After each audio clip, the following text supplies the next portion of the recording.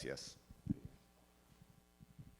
Bueno, sí, empezaré con una queja formal, Alberto. O sea, cuando the council raised the bar, pero no pensé que me ibas a poner al final, porque de aquí subir la vara va a ser misión imposible. Así que, bueno, yo felicito a los 3 expositores anteriores, realmente han sido una inspiración. Fasto, ya Guadalupe lo dijo, Correa, y con la muerte de mi padre, que también fue otro elemento fundamental que marcó mi vida. Y fueron los últimos 10 años, tal vez los más complicados, y bueno, en mi caso, y haciendo una analogía, cuando un CEO tiene que empezar a entender cuándo tiene que retirarse, cuándo hay que programar un proceso en el cual tiene que morir. La parte final es fundamental, el terminar un ciclo, el abrir espacios. Bueno, mi charla esta tarde es un poco en ese sentido. Fui mutando un poco escuchándoles a Karen, a Roberto y a Guadalupe. Realmente creo que hay mucha similitud cuando Roberto decía la parte oscura, ¿no? Cuando tomas las mejores decisiones son cuando hay nubarrones, cuando tienes problemas. Y yo hacía un checklist y dije, bueno, si en la vida hay que tomar y marcar temas, como CEO, y eso les invito a que hagan este ejercicio, sería bueno que en los foros puedan hacer un imaginario de una regresión y poner los puntos de decisiones suyas que han impactado realmente en la organización.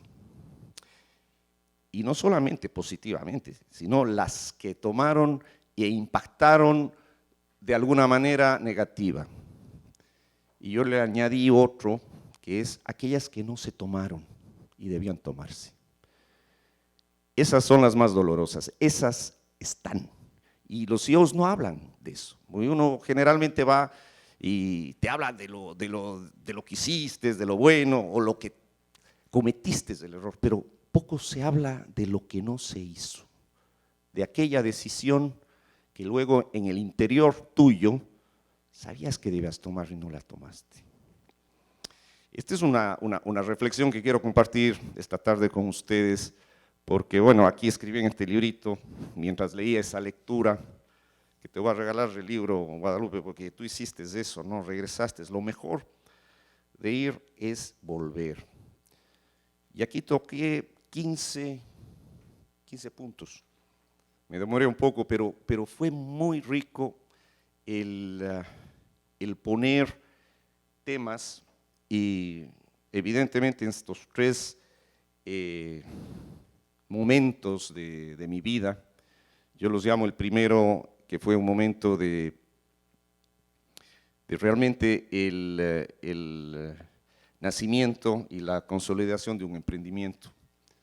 Fue un momento muy de luz, hacer inversiones de tecnología, ver stakeholders adecuados, y empecé con la primera decisión importante, es tenemos que exportar.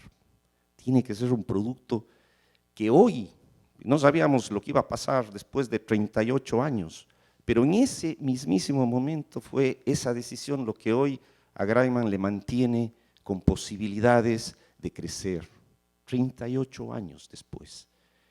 Un producto que este momento, no por costo, sino por innovación y valor agregado, puede venderse en Perú y en Colombia, sabiendo que producir 1 metro cuadrado de cerámica en este país es 70% más caro que producirlo en Perú y un 40% más caro que producirlo en Colombia. Y la brecha sigue creciendo. Es un país caro, es un país complejo para producir y ser competitivos si no tenemos la innovación y no hacemos con el tiempo adecuado esa visión. Ese es un punto fundamental que tiene que hacer un CEO, pensar en la permanencia en el tiempo, qué es sustentable. Y esa decisión nos permitió hacer investigación en las tierras, ir a las arcillas, a los feldespatos, investigar qué tenemos nosotros que no tienen los vecinos. E introducir procesos productivos que le pones energía. Lo que hacemos nosotros es un proceso primario, cogemos tierra con energía y hacemos una piedra sintética. A mí me molesta mucho, dices, tú vendes tierra y haces dinero, no es tan fácil, ¿no? Hoy con el tema minero nos dicen, tenemos que cumplir todo lo que los mineros de gran escala tienen que hacer, un pacto ambiental, por ejemplo. A los ceramistas se nos quitó el subsidio del gas en el año 96 y fue un impacto enorme, pero fue lo mejor que nos pasó. Porque con un subsidio del gas, con un sucre, vendíamos fácil, porque era por precio. Luego empezaste a tener que competir por algo que realmente el mercado tenía que percibir que valía. Y la única forma de sobrevivir es eso. Entonces, este periodo fueron decisiones de ese sentido, muy enfocadas en la producción, muy enfocadas en la tecnología, en tener stakeholders que te permitan que las decisiones de producción sean las adecuadas. Y fue para mí, como ingeniero, el mejor periodo de mi vida, ¿no? Porque fueron decisiones y procesos en los cuales me identificaba mucho. Luego viene la dolarización y te pone una vara, raise the bar, muchísimo más alta. Ya no tienes ventajas de devaluación.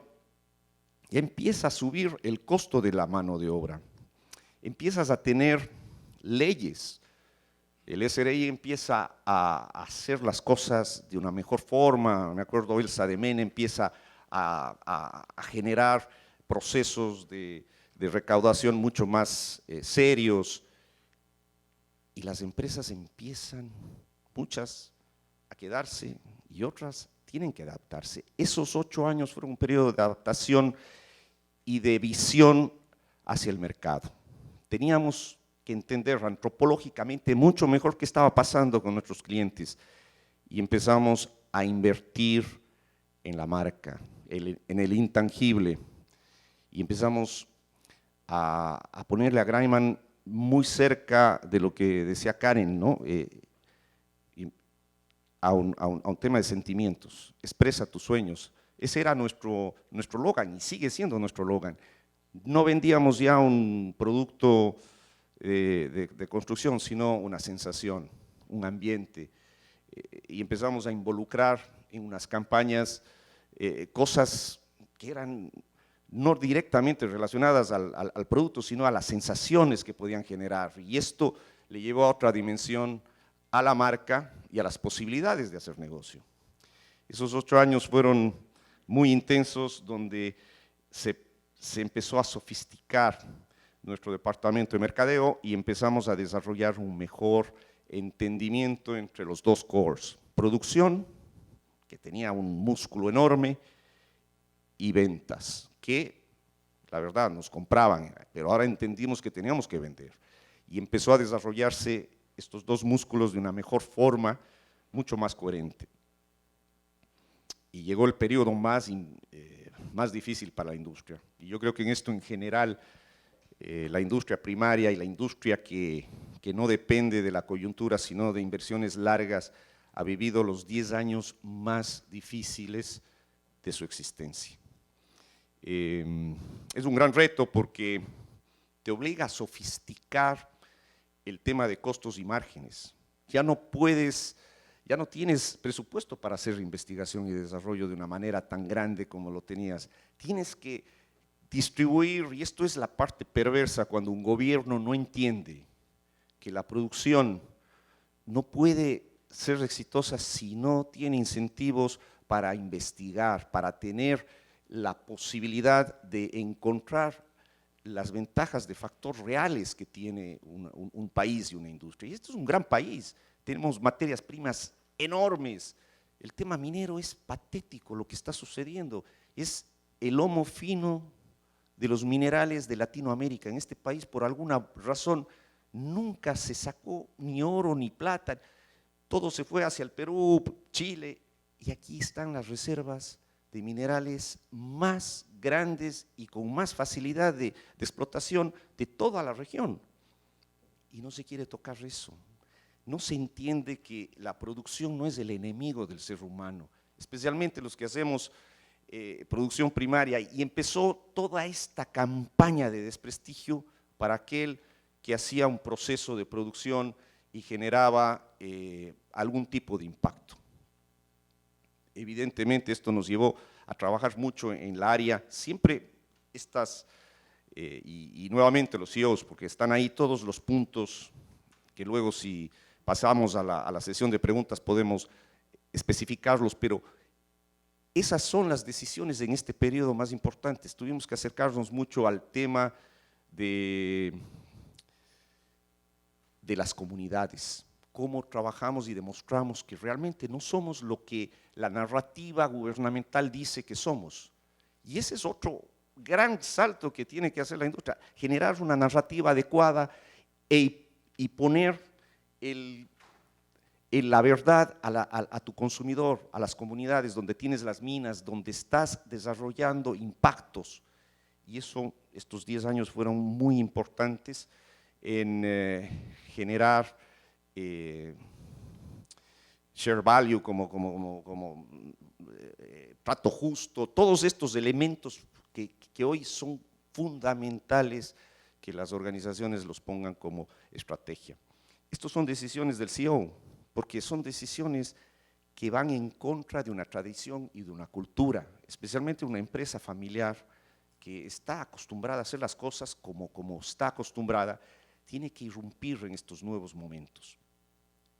Y dos áreas que fortalecimos y fueron una decisión que tomé muy rápida después de la muerte de mi padre, fue fortalecer el área financiera, que es fundamental tener el área financiera fuerte, y la de recursos humanos, que son dos áreas de servicios generales de la organización que debían modernizarse rápidamente.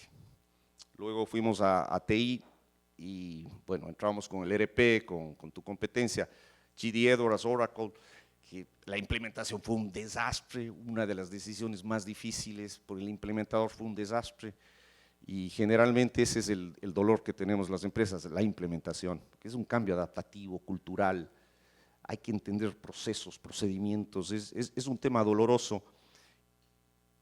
Y de acuerdo, estamos tan atrasados que la cultura no nos ayuda, no va de la mano, y los CEOs debemos de tomar las decisiones, aunque sepamos que nos metemos en Honduras, porque tomar una decisión de esas es tener problemas, es empezar a no dormir 6 horas, sino 4 horas, porque tienes problemas 24/7. Y lo más difícil que me tocó al final, porque todo esto también había un marco de ayuda, yo era consciente de que el cambiar de generación, cuando le escuchaba a Roberto y me acordaba de mi padre, porque mi papá, tú fuiste la primera generación, tu hija le va a tocar duro, porque claro, cuando el emprendedor se va, hay un vacío. Bueno, tú tienes mucho tiempo todavía, pero luego pasas a la tercera, de la segunda a la tercera.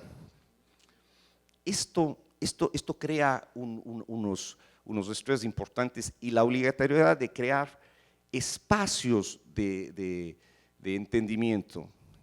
La primera decisión que tomé fue crear un gobierno corporativo, es decir, tener gente de afuera, tener gente que no es de tu círculo familiar o de tu círculo de extrema confianza, gente proba de fuera que piensa distinto, que se empodere y que vaya a un directorio y que tenga poder de decisión. Este es un cambio fundamental y no es espontáneo, hay que hacerlo con ayuda. Esto les recomiendo a los que están en el proceso, hay que pedir ayuda. Y ahí nos ayudó el Adolfo Ibáñez, una universidad chilena muy importante, con un profesor que tuve espectacular en este tema, y empezamos un proceso de cambio. Protocolos familiares, tercera generación como entran, todos estos temas, y preparar la salida. para que se vaya empoderando un CEO que no sea de la familia, pero que tenga los valores, que genere el compromiso, el empoderamiento y que no pierdas el sentido de pertenencia. Ese fueron las últimas decisiones de mi periodo tardío, hablemos de los 38 años, 38, no, perdón, ya me estoy hablando, 28 años, no soy tan viejo, no soy tan viejo, no, 28. Mano, no, yo tengo poco pelo, pero no, 10, 8 más 10, sí. No, no es de mi familia. El CEO actual desde el 2018 es una persona, un Harvard, no por decir que Harvard, es una persona que tiene una educación muy importante y conoce los valores y el sentido de pertenencia de la familia. Eso es muy importante que no se pierda. Es ecuatoriano, cuencano, no porque hay gente de Guayaquil, de Quito, de todo lado, pero él resulta que es cuencano, la verdad, sí. Empezaron las preguntas, esto está interesante.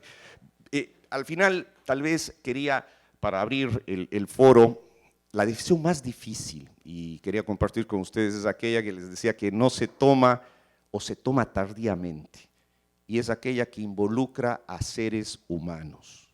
El CEO tiene que tomar decisiones que involucran a seres humanos y a veces a seres que tú quieres y que él te va a mirar y te va a decir con tristeza, con lo más duro de un ser humano, decir, ¿por qué? ¿Por qué haces eso? ¿Por qué me despides?